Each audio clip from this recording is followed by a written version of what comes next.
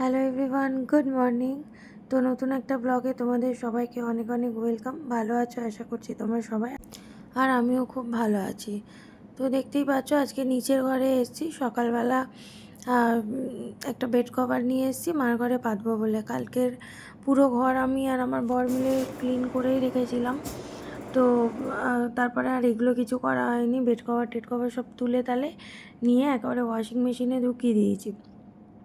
এখন এই বেড কভারটা পেতে নেবো, যেহেতু পুজো আসছে তাই পুরো ঘরে ক্লিন করাটা খুব প্রয়োজন। তো একটা একটা করে ধরছি, একটা একটা করে শেষ করব। মানে প্রথমে এই ঘরটা ধরলাম, তারপর ওপারের ঘর ধরবো, তারপরে বারান্দাটা ভালো করে পরিষ্কার করব। তো এইভাবে আর কি পুরো ঘরগুলোই পরিষ্কার করব। পুজোর আগে সব কিছু ডিপ ক্লিন করাটা খুব দরকার ছিল। আর এমনিও একা হাতে তো পুরো 4টে ঘর তো আর ডেলি আমি পরিষ্কার করতে পারি না, তো একদিন একদিন করে করব।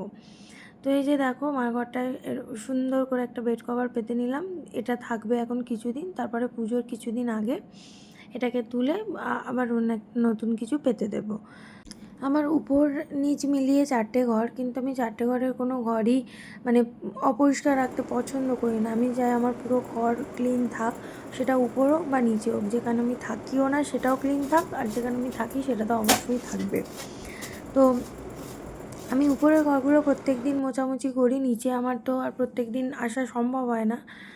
মানে আমি আসি আলো টালো জ্বালাতে, কিন্তু ওইভাবে প্রত্যেক দিন পরিষ্কার করা আর কি সম্ভব হয়ে ওঠে না। তো যে ঘরটা অন্য লাগছে না, হ্যাঁ তোমাদেরকে বলি তাহলে, এটা আমার মায়ের ঘর। তো কালকে আর কি আমি আর আমার ঘর মিলে এটা পরিষ্কার করেছি। মানে হয় না, একটু ক্লিন করা দরকার। তো এটা নিচের ঘর, তো আমি আর আমার ঘর মিলে এটাকে পরিষ্কার করেছিলাম। তাই একটু বেড কভার তুলে দিলাম মা ঘরে, দিয়ে নতুন বেড কভার পাতলাম। যেহেতু পুজো পুজো আসছে, তো এমনিও আমি সব ঘরই ক্লিন করি, মার ঘর, ওপরে ঘর, হ্যানা ত্যানা সব ক্লিন করি। তো ভালো করে মুছে মাছে ভালো করে কেরোসিন তেল দিয়ে মুছলাম।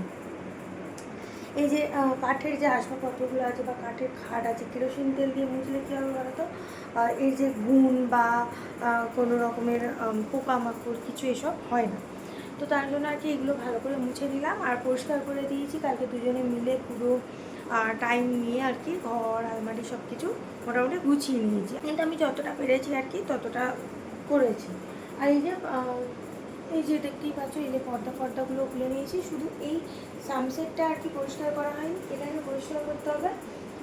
দেখি এটা সামনে রবিবার কি আরও কখন টাইম পাই দেখে এটা একদিন পরিষ্কার করে দেবো। দিয়ে এখান থেকে সমস্ত কিছু সরিয়ে নেবো, নিয়ে ভালো করে ক্লিন করে দেবো।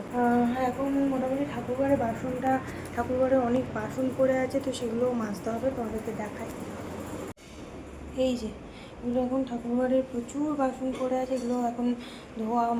যেহেতু পুজো আসছে, তো তাই ভাবলাম ঠাকুরঘরের সমস্ত জিনিসপত্র মানে এখন থেকেই পরিষ্কার করতে করতে একটু একটু করে রেখে দেবো। কেননা কালী পুজো বা কিছু আমার বাড়িতে যেহেতু পুজো হবে, তো সব কিছু আর কি একদিনে মানে মাজা যায় না, মাজা বা ধোয়া পরিষ্কার করা যায় না। তো পিতলের বাসনগুলো আর কি একটু মানে কালো কালো একটু স্পট হয়ে যায়, দাগ হয়ে যায়। তো ওগুলোকেও ভালোভাবে তুলতে গেলে টাইম নিয়েই তুলতে হবে। তো তার জন্য আমি আমার বরকে বললাম যে দুজনে মিলে করবো, একা একা করলে অনেক সময় লেগে যাবে, আর একা একা আমি সত্যি পারবো না। বাইরে এত রোদ যে কোনো কাজই করা যাবে না ওখানে বসে বসে। তো ভাবছিলাম নিচের এই বারান্দাটা ভালো করে মুছে আর ওখানে সমস্ত কিছু গামলায় জল নিয়ে ভালো করে মেজে ধুয়ে আর পরে কলকে আরও একবার ভালো করে মানে কল থেকে ধুয়ে নেবো। তো এই আর কি ঠাকুরঘরে বাসনগুলো একটা একটা করে মেজে মেজে তুলবো, সেগুলোও তোমাদের সাথে সব শেয়ার করব। আমার কাজের যে কাকিমা উনি চলে এসছে, উনি কাজ করছে আমাদের পুকুরে টুকুরে বাসন মাজছে। আর এই যে এখানে এতগুলো বাসন, এগুলোকে সব ঠিকঠাক করবো। এমনি তাই গরমে প্রাণ বেরিয়ে যাচ্ছে। কাকিমা চা খাবে?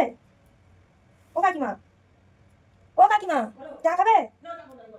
করি আর ঠান্ডা থামচাম নেই, হয় থাকলে তোমার দিতাম। আর নিজেরই এত জল দিয়ে সবাই আর কিছু নেই ফ্রিজে, চুলে আর বলতে হবে একটা থামচাপ বা কিছু আনতে। ঘর পরিষ্কার করতে মরছি।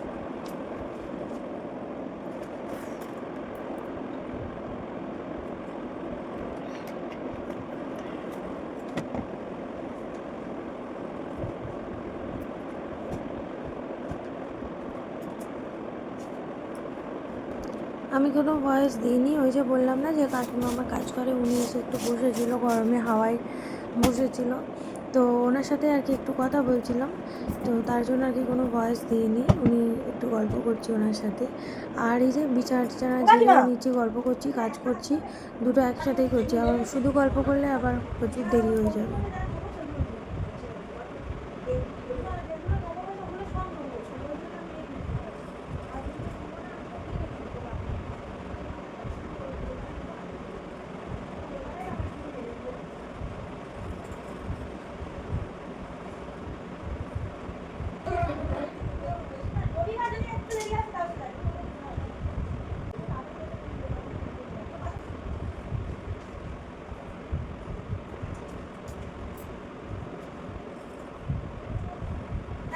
কি বলছো?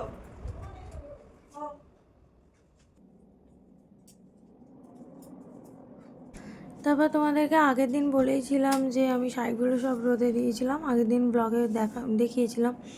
তো সেই শাড়িগুলো আর কি কিছু শাড়ি তোলা হয়েছিল আর কিছু শাড়ি পরেছিল, তো ওগুলোকে আবার একবার রোদে দিয়ে আর আজকের এই যে তুলে নিচ্ছি, ধুতি ফুতি যা আছে সব আর একবার ভাঁজ করে করে আর সব শাড়িগুলো গুছিয়ে গুছিয়ে তুলে নিচ্ছি। এই সমস্ত কাজ করতেই আর কি, ঘরের কাজ করতে গেলেই দেরি হয়ে যায়। তো আজকের আমি সেরকম কিছু খেতেও পারিনি, মানে কাজ করতে করতে আর কি খাবার সময় চলে গেছে। যত পুজো এগিয়ে আসছে তত টেনশন হচ্ছে যে ঘর বাড়ি কীভাবে ভালোভাবে পরিষ্কার করব, কারণ পুজোর সময় বাড়িতে কোনো লোকজন এলে তখন আর কি এরকম নোংরা বা নিচে আর কি এরকম, তো সেগুলো আমার একটুও পছন্দ না। এমনিতেও নোংরা কিছু নেই, তাও যেটুকুনি আছে আমি চাই সেটুকুও ভালো করে আরও ভালো করে ক্লিন করতে। তো পুজোর টাইমে খুবই খুবই কাজ পড়ছে, খুবই খাটনি হয়ে যাচ্ছে, শরীরকে একটু রেস্ট দিতে পারছি না।